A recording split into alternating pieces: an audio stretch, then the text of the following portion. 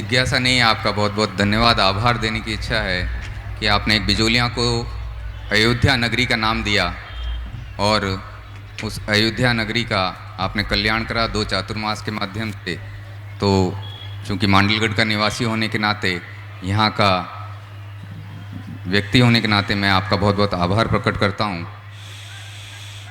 एक ही चीज़ का निवेदन है, अभी जो वर्तमान परिस्थिति चल रही है, आप सभी बता रहे हैं, कहीं ना कहीं आदमी द्वंद्व में है, इस रास्ते जाऊं या उस रास्ते जाऊं, और ये द्वंद्व उसको अंदर ही अंदर खाए जा रहा है। सही को एक पीछे धकेला जा रहा है, गलत और जो असत्य है उसको इतना महिमा मंडित कर कर उसका एक उच्च स्थान दिया जा रहा है। तो कहीं ना कहीं हमारी आने वाली पीढ़ी भी इस द्वंद्व से ग्रसित हो रही है। तो इस पर मैं आपका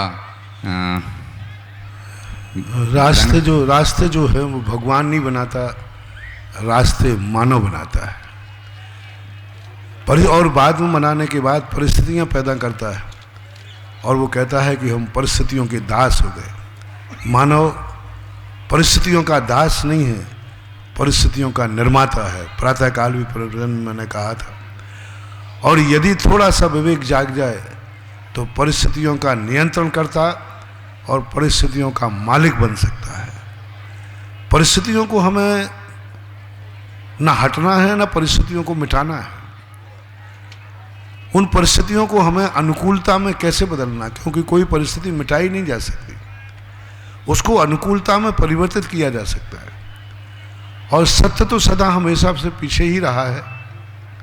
अभी आपने देखा होगा, हम लोग जब जुलूस चलता है, सारी दुनिया आगे चलती है, अंत में महाराज पीछे चलते हैं। समझ गए ना? सत्य आगे चल रहा है कि सत्य पीछे चल रहा है? जल्दी बोलो भाई। जिस दिन सत्य आगे हो जाएगा उसी दिन संसार में असत्य का बोला बाला हो जाएगा।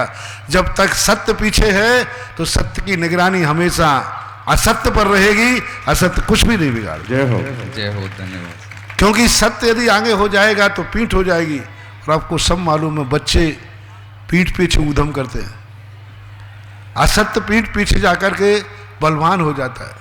सत्य के सामने यदि असत्य है तो कभी बलवान नहीं हो पाएगा, और सत्य के पीछे असत्य हो जाएगा तो असत्य बलवान हो जाएगा और सत्य की पीठ पर भी घात कर सकता है, क्योंकि वो असत्य है। लेकिन असत्य को यदि आगे चल के चलता है तो चलने में कोई फर्क नहीं पड़ता।